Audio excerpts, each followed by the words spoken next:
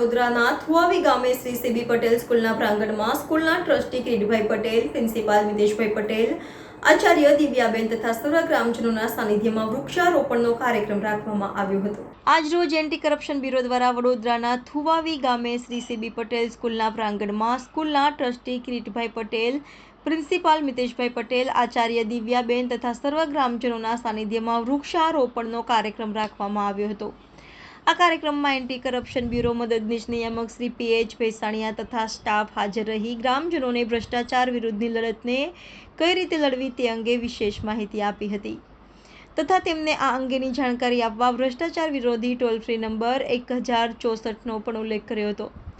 આ કાર્યક્રમમાં તેઓએ સ્કૂલના પ્રાંગણમાં વૃક્ષારોપણ કર્યું હતું અને કુલ 151 વૃક્ષો વાવવાનો ગ્રામજનો પાસેથી સંકલ્પ લેવડાવ્યો હતો। તેઓએ વૃક્ષો આપણા જીવનમાં કેટલા જરૂરી છે તેની પણ માહિતી આપી હતી। લોકોએ લોકભાગીદારી થકી તેમના આંગણામાં, ખેતરોમાં જ્યાં જગ્યા હોય ત્યાં વૃક્ષો વાવી ગામને તથા શહેરને હરિયાળું બનાવવા બધા જ પ્રયત્નો કરવા જોઈએ એમ કહ્યું હતું।